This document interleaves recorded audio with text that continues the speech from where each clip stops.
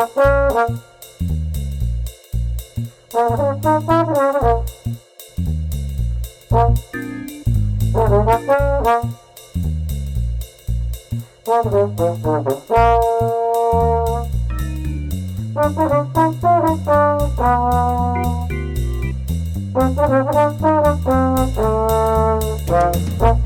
and welcome to Hey, we like your pod. And we're going to tell you why. Hi, it's Dawn here, and I'm joined by my trusted partner, Matt Pickett. So how's you doing, Matt? How was your week? And how are you dealing with this special NFL week? How was your week, Matt? Well, like every Packers fan, eventful. Definitely, it was the case where was it 2 days ago when the Baker Mayfield stuff was coming? We're recording on Friday for the listeners. 2 days ago when the Baker Mayfield stuff hit, I was like, hey, somebody else gets to have the drama for once. That's really nice. And boy, I wish I wouldn't have thought that. Jinx that stuff. So then last night I was just getting dinner on the table when I picked up my phone to stop the podcast I was listening to, and then the news started coming through because I have now Schefter and Rappaport as like alerts for my phone, and I was like, oh no, like this. My first thought was like, no, nope, I'm not seeing it. This is fake news. Nope, I'm just gonna put it away. So through dinner, I had this like anxiety in the back of my mind, like I don't want to deal with this. It's complete denial. But I think I went through the stages of grief pretty fast because we're getting a lot for him. There's a lot of good reasons to from practical speaking, a lot of positives for letting Devontae go, for trading him, as it were. And that's the other thing. It's not letting him go. It's getting like a haul for him. Not having his contract on the payroll is going to make a big difference too. So, yeah, I mean, I guess the thing is for me, just 12 to 17 was such a magic connection, and just like the crazy wizardry things they could do, and just seeing that like on an almost weekly basis was just so much fun. Just like every week I was like, what's the crazy throw that's going to happen that like doesn't make any sense and defies the laws of physics and reality?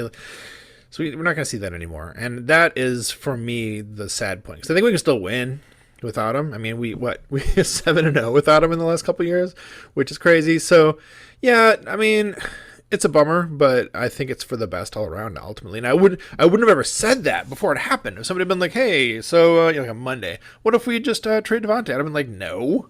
But we roll with it. How you doing, Don? Yeah, those are great points. And I mean, if we really believe in our quarterback and he's getting paid to do what he does, I believe he can make those connections with more than one receiver. And sure hope so.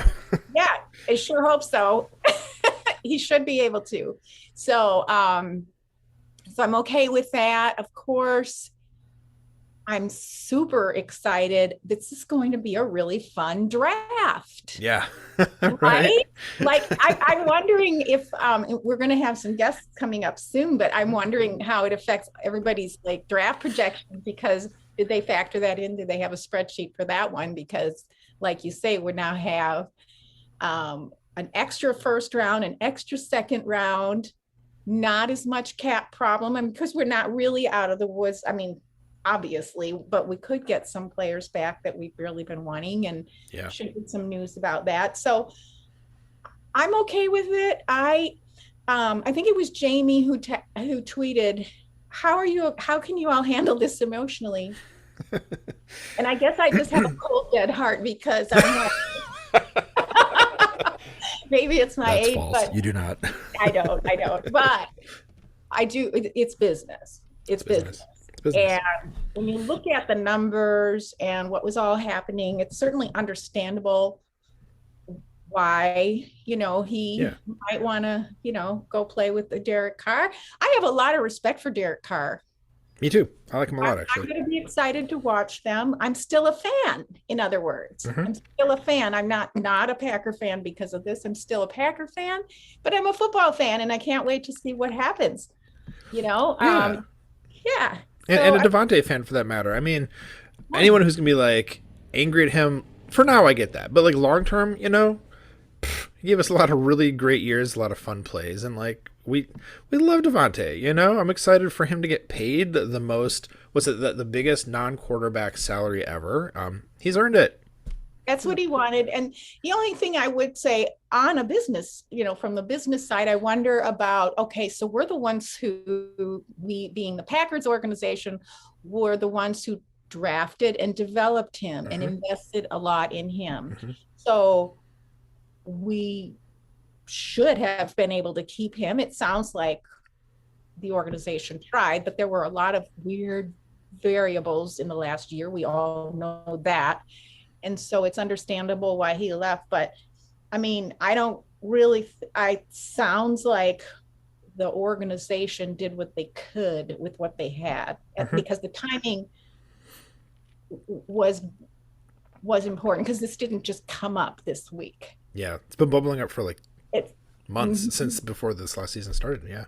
right. All the drama last year, and we were hoping not to have so much drama this year, but hey, it's another 4 months. A lot of things could happen. So. Well, and that's the thing. It's 4 months where we won't probably have quite as much drama, because I was looking forward to this season. Well, I mean, not looking forward to, but imagining this off season would be now waiting for Tay to figure things out. Well, he got it done. So yeah, rip off the Band-Aid on that, That's right. That's true. That's true. Yeah. So I have mixed feelings about it. I am interested to see how this all plays. I mean, I think if anything, it just makes me want, let's start the season now. Let's go. I want to see what these guys can all do together, or at least get practicing, because I want to see how this all shakes up. It's going to be very, very interesting.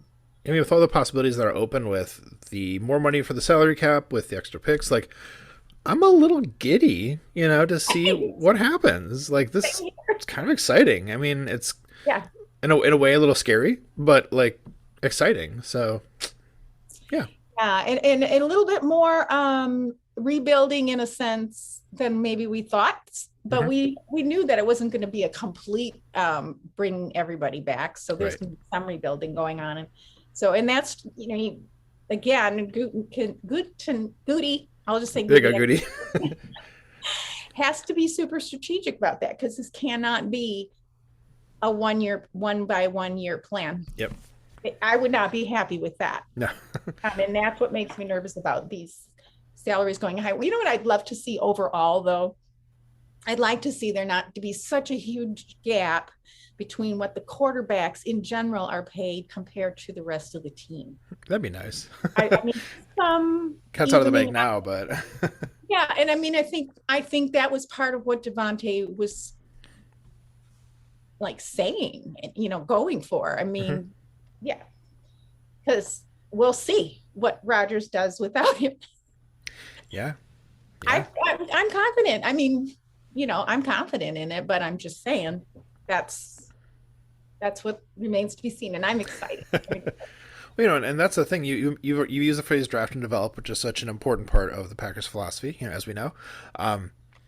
And this extra capital all around is a chance to like build some structure for future sustained success, which is another thing that's exciting about it, because that was definitely a thing about what it was looking like. If they're going to bring on Tay and kind of like bust the bank for years to come, it kind of felt like, well, this is going to be cool for a couple of years and it's all going to collapse because we're not going to have any money. Eventually we're going to just be busted for like 2 years while we built the money back up.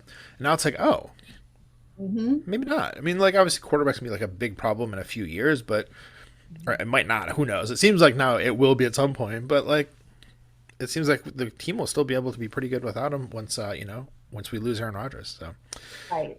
Some good stuff. Some positives. Awesome. It's all about positivity.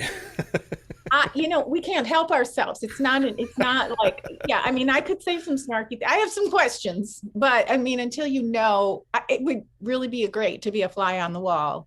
Right. Oof, yes. I was thinking someday, maybe we'll probably be dead by then, but somebody will write a book about what really was going on. I would love to read it. That would be, in the locker room, all of it. Yeah. In this decade with this whole era of Rodgers and Devontae being together and all that. So, and the whole team. Yeah. What's going on with Z? I'm broke. Honestly, I'm still not over Z leaving, and I knew he was going to leave. Yeah, I So mean, that I was on love the wall. him. I love Yeah, him. that's tough because obviously Z did so much for the team. Mhm. Revitalized the locker room, made the defense exciting again. Brought that juice that outside of just his own play, like just his energy, I think seemed to Right. really elevate the defense and so much fun to watch. But man, the last year he's been so weird and just like what is going on with this guy? So Right. And had that to just happen. makes you wonder. I mean, between Devontae leaving, supposedly being offered the same amount. Of course, we don't know the details of the contract. So you could say they were offered the same amount, but did it, was the upfront money there, all that, we don't know. But also Z leaving, it's got me wondering. Like, that's what I mean. I hope somebody writes a book one day. A tell all. While I'm still alive, it probably will never happen. So yeah, so how about and by the way, the last podcast I listened to on this matter was Peter Bukowski.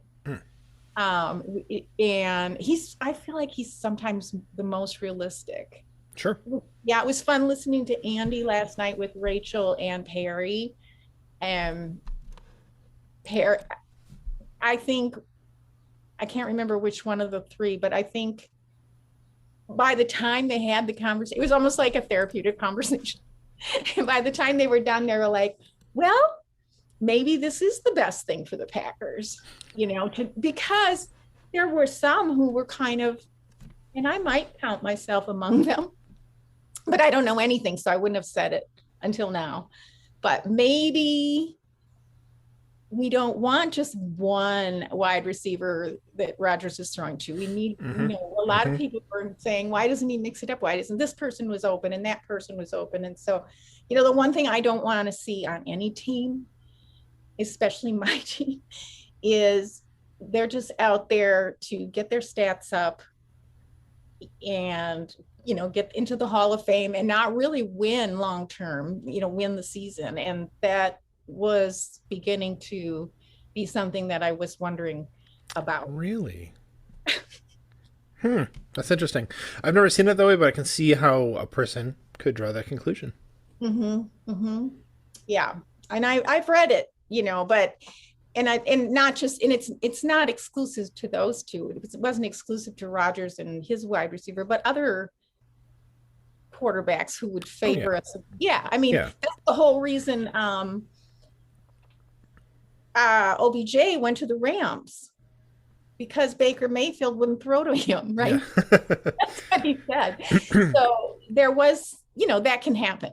They can get Hmm. a favor, they can get too comfortable. Yeah. So if nothing else, you don't want them to be that comfortable, it's because that's not really the sport. There's multiple people. I'd like to see us run the ball more anyway. So it's going to be fun. We'll see how it changes our whole strategy. Hmm. So Maddie, did you have some superlatives for us today? Why, of course I did. I wonder So what they are going to be about. I found that as I was compiling them, it definitely sort of took on a theme.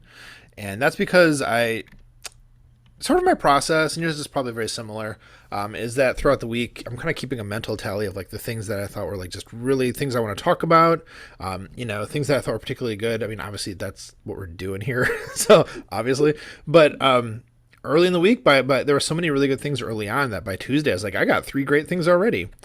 And, then obviously the stuff with Devontae happened on Thursday night. So, I thought, I'm just going to keep with the three things from early on. Because, there are a lot of like good articles and podcasts that came out of it from people with their reactions and good takes and funny stuff. Also, because we got to laugh to keep from crying sometimes. Like all this, like there's an explosion of content since last night. And I was like, I'm going to stick with my three things from earlier in the week when we're still really excited about things. Keep it positive like we do. Yeah. So my my theme is like the bright side of the week, basically. So my first one is best analogy. This was on the Monday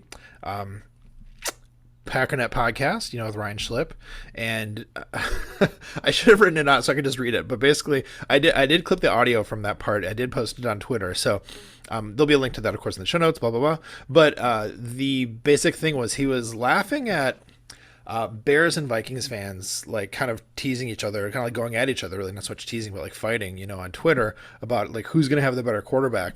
And the analogy he made was like imagine some like weakling basically comes up to you in the gym and it's like, yeah, it sure be funny when I'm stronger than you, and then like you both go back to like bench pressing gesture, like the bar with no weights on it. So he put it much better than I did. It was hilarious. So that made me laugh out loud as I was on my way to work on Monday morning. So yeah, I mean it's so perfect to hear these other teams. The NFC North outside of the Packers, we know it's not great, and there's a lot of rebuilding, and Right.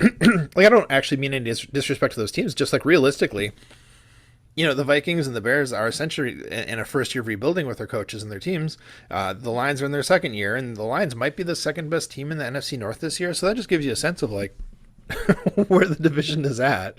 Right. I think we could win the division with Love, actually.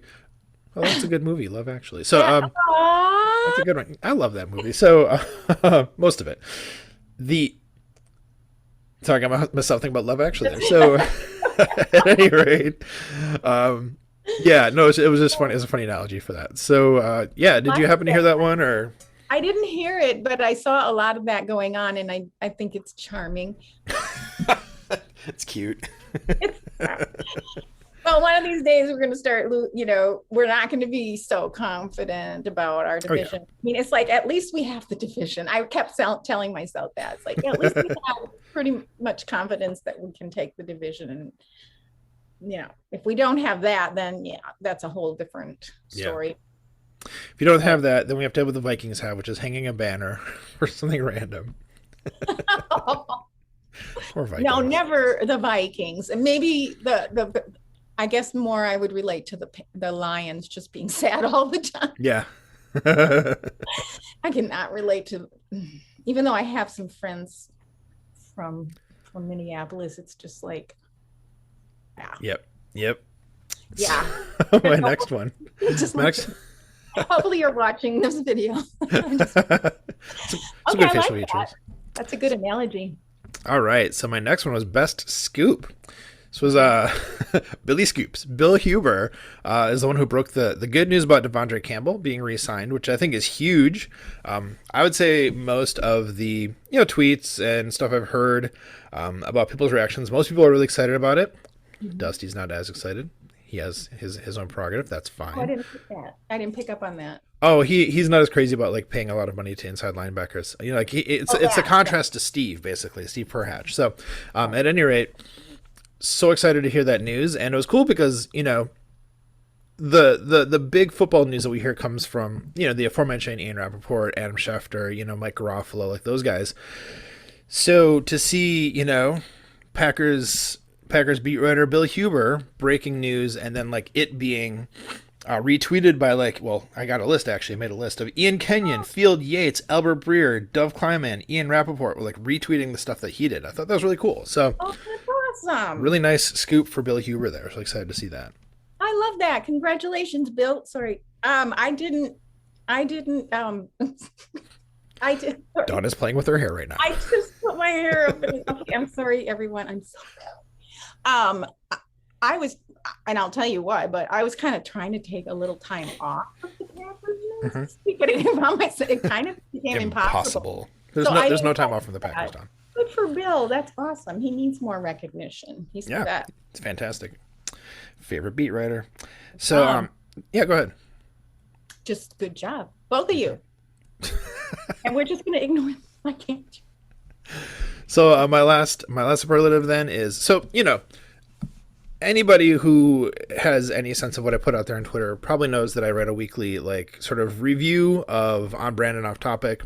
It's not a podcast that I try to push on people as much as I might some others, even though it's my favorite podcast. I don't do that because it, as we've talked about on the show, has a lot of inside references, and by this point it's kind of got its group of listeners, and it'd be hard to get somebody to really get into it unless they went back and listened to it from the beginning, which I would recommend because it's really it's really funny. It's a good time. But suffice to say, their episode this week was so funny. It was like one of the 3 best I would say they've done, and that is between On Brand and Off Topic and their previous incarnation, Whiskoholics, which had 20 episodes before it rebranded. It was just such a funny episode, and I usually listen to it Tuesdays at work during lunch, and I was seriously like trying to stifle the laughter so people weren't like, coming to like, what is Matt doing here at lunch? Right.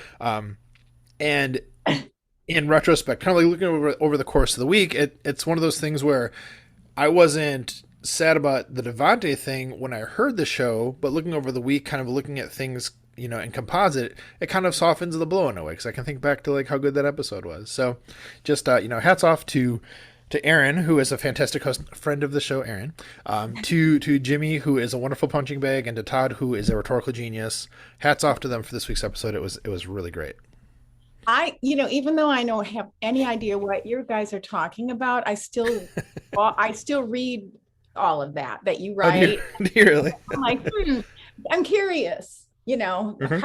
I don't know when I'll have time to go back. One day I will. One day I'll be like, I have a month of time, and I'll just go back check it out.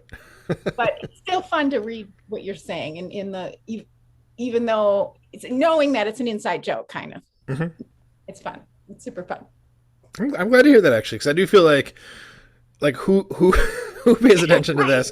Like, I'm doing it more for myself and for like the hosts themselves more than anything, like the listeners who would actually maybe stop and read that. So it's good to know that it's amusing to people outside of that weird orbit. So cool. Yeah, cool. It's just fun seeing you all enjoy yourself. For me, I don't have to be in the middle of it. It's like, oh, they're having fun, and it's about the community, and that's a good point, because no matter what happens, of course, this is a podcast you're talking about, but we always going to have our community and our friends, regardless of what happens with the team, and one way or another. So that's right. It's about community, like we always say. Mm-hmm. Absolutely. I like that. All right. Well, Dawn, what did you have for this week? I kind of did the same thing. I wrote some things down probably on the weekend or at the beginning of the week myself. I couldn't even remember what I wrote down because everything that happened this week. And I thought, well, maybe I'll switch up there's so much I could say, but I looked at what I had written down. I'm doing the same thing. I'm just going to stick with it. So just stick with it. However, it feels like it was a year ago. So let's see how well I can bring these, because I didn't review too much about this. So my first superlative is most dignified response. And I would add on an undignified topic, on a difficult topic. And it was retweeted by a broadcaster. Her name is Jen Steer. Her colleague went up, and I forgot his name. It'll be in the show notes. Because the important thing isn't them. The important thing is how he did it, how they did it, and what was said. So we're all hearing about the Deshaun Watson situation. And I've actually wanted to speak about it the last couple of weeks, but I've noticed that Andy Herman and Dusty and Sarah spoke about it. So I don't think I like to speak about things that other people might have missed or something. So in this case, even though I'm really following it as much as I can, because I'm interested in legal matters mostly. So this broadcaster came out and she retweeted a segment, thank you, 3 times that he did, her colleague, and they're from Cleveland. And you may or may not know that Deshaun Watson has been literally courted by 4 teams royally in the last week. They've all gone to him, and their managers, their owners, and coach all together courting him. 4 teams. That's a lot, because there's not that many teams that need quarterbacks. Right. Can I just say too, like, it's gross. I just want to say that. It's gross. Right. So, so regardless of that, this broadcaster came out. They're from Cleveland, and he walked out and he said, "Look, you know, I can say all kinds of nasty things about." This is not what he said. Okay, he did a much better job, but I could you know defame him. But what I'm just going to say is, I don't want him as my quarterback. Ultimately, that's what he said. He went on his show, and they did that, and she retweeted it, and it was very dignified way. I will only say about it is I really appreciated the dignity. They made their opinion known. They made their feelings known about not wanting them in Cleveland, or him in Cleveland. Not they didn't want the Cleveland to take him on. Of course, now. And they did. Well, they offered. I don't.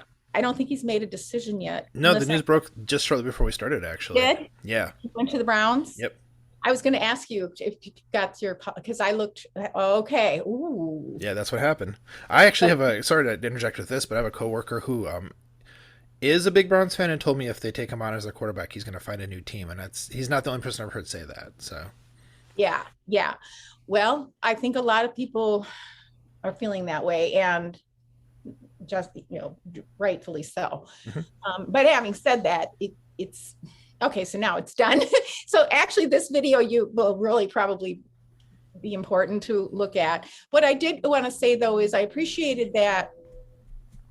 I personally appreciated that I never feel the need to condemn another, even when somebody's done something terrible. I don't understand all the piling on. I really, that's why I appreciated the more dignified approach. Like you could say, I wouldn't be comfortable with him playing for our team. That's totally, but to say he's a horrible, you know, all that, it's like, I don't know. I don't think that's helpful to our community. Fair. You know, Sure. I just, of course we're going to feel those things. I thought it was interesting on the legal side of it that I don't put a ton of stock, a little bit of stock in that he didn't get indicted. I mean, he was, the charges were dropped criminally.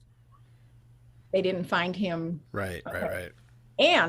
But most importantly is they were down leveled to like a level 4 felony. So they weren't even full on sexual assault. So they even watered down the charges, and they couldn't get those to go through. Now that could be a lot of reasons, and there could be a lot of reasons that some of the things were padded to the other way. In fact, there were only 9 that were charged out of whatever it is, 22 or 24 alleged victims. So, but what's really going to be telling is the civil suits. That's to come. Yeah. Because they don't have as high of a bar of proof, and he will testify himself. Where he was in a little bit of a legal jam where if he testified in the grand jury, I don't even know if they asked him to, but if he did, he could have incriminated himself. It could have been used against him and all that. So so it was a little, and that's not uncommon, but I was a little surprised that none of those charges stuck. Now that doesn't mean he didn't do those things and all that. Yeah, but when I saw a clip of his lawyer after this it might have even been today, but sometime since the charges were dropped. And by the way, if they get more evidence, that doesn't mean they can't recharge him. So it's not completely over. Yes. Really? Okay, I didn't know that. Not over. So the NFL's got to figure out how to deal with this because he hasn't been charged. It's only accusations. So, yeah. But the lawyer said he doesn't feel he did anything wrong. So, right. And so that's shaking my head. If anyone's watching this, that's everything right there. The whole perception of, oh, I thought this was an okay thing because they did, all that. So that's what it's all going to come down to. I mean, he said it just so succinctly, and that's it. And maybe my hope is for humanity is someday he will realize what is wrong and what isn't. I mean, and I think that people should be rehabilitated and learn from their, misconceptions and all that. So Yeah. anyway, Yeah. yeah, I would definitely looking forward to sharing. In fact, I'll retweet if I haven't already. I was waiting to see. I didn't think he was going to go to the Browns. It was reported that he ruled out the Browns. Yeah, as early as this, or as late as this morning, that was the thing. And then all of a sudden, twist ending in the afternoon. In the afternoon in my time zone. Probably wasn't the afternoon in your time zone yet, but yeah. Right. Wow. That's interesting because he's from Atlanta. There was, and then the Saints. Mm-hmm. Anyway, well, Browns makes more sense from a ready to win team ish because they did pretty well. Yeah, that way. Yeah, the Falcons aren't ready to win, that's for sure. Right. And North Carolina, and yeah, and then the Saints are kind of rebuilding their whole coaching staff. There's some of their coaching staff, but yeah, their head coach is gone. So it makes sense in a business standpoint from a business standpoint. So I'm going to get off that topic because I know it's an uncomfortable topic and it's undignified to talk about. And I know people struggle to, and I just really appreciated the way that this reporter, news sportscaster did it.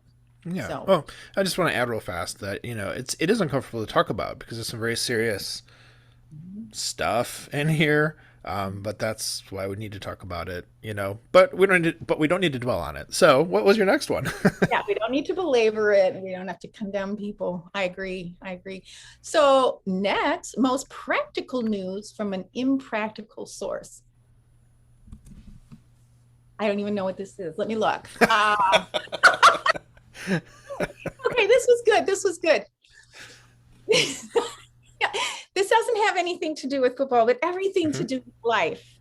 And that is, I was super overjoyed to see that the Senate passed a bill to make daylight savings permanent, so we won't have to change our clocks anymore. Oh, that'd be wonderful.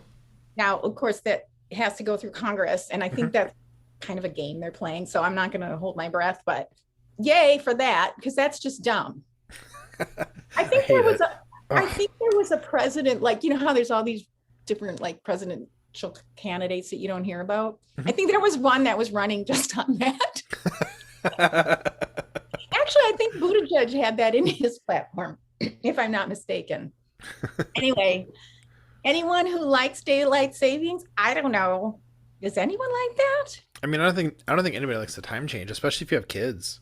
Right. That's getting them. It takes like the full week to get them adjusted. I mean, in my experience with my kids, it takes the full week to get them adjusted to the new schedule. And if you're the person that's waking them up in the morning, either they're going to be groggy and cranky for a full week, or else they're going to be like getting up earlier than is practical for like what else is happening before they're up. So it's stupid. I hate it. I think it's awful. I think it's just awful. It really is hard on me.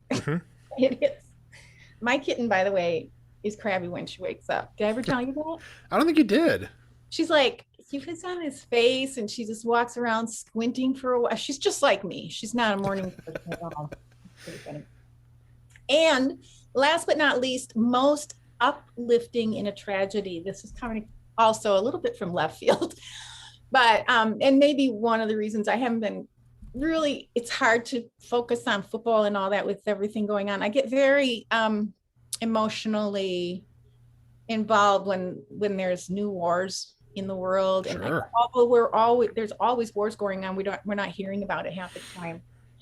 But so the whole thing in the Ukraine kind of gets to me. And so I'm going to share in our notes and just real quickly here this band in the Ukraine.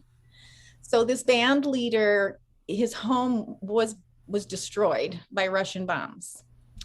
He's sheltering with his wife. I don't know if they're children or not, with his wife and 8 other friends in a basement somewhere, and his cat.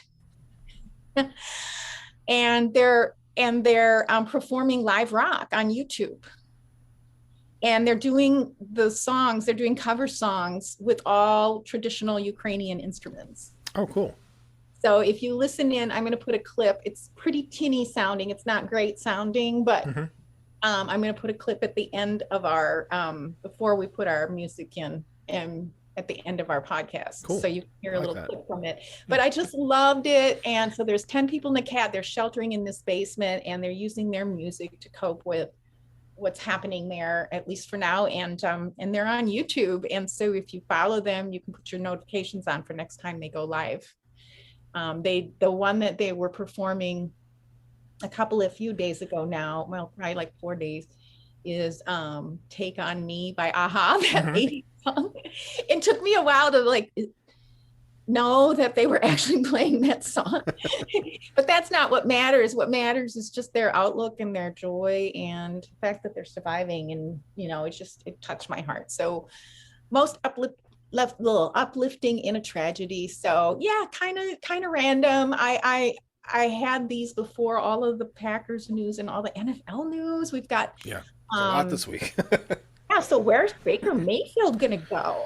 You know, as of the time of this recording, I don't think they know yet. I'm gonna check my phone real fast, see if anything came through about that. A lot of messages, a lot of notes here, but no, I don't know if that's a known thing at this point, but I'm sure, given the quarterback market, you know, between free agency and the draft being historically crappy, he'll land somewhere. You know, he's not a bad quarterback by any means.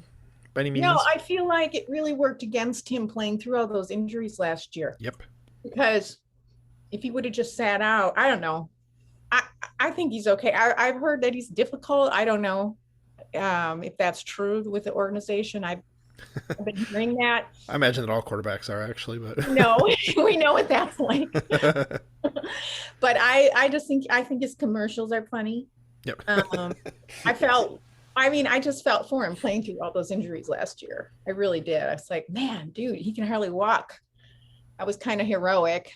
And then I guess he expressed his displeasure with them offering Deshaun Watson a job, which, oof.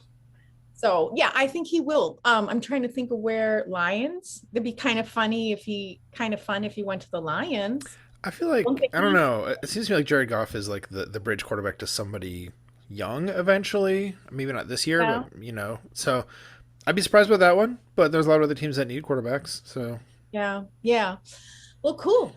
So any final thoughts beside what else happened in the NFL? There's so much that happened. Even just trying to think through all the things that we barely even scratched the surface. So. Right. Of course, you're not coming to us for that kind of news anyway, but true. Yeah, it's like, for me, it's just the feeling that I wanted to take a little break from, not a break completely, but just my mind, and I keep getting dragged in because there's all this news. And it's exciting. It's so exciting. And it's exciting. Yeah, it's super exciting. It's super fun. And I'm glancing at what, the engagement, and I'm really excited about the mock draft now. Yes.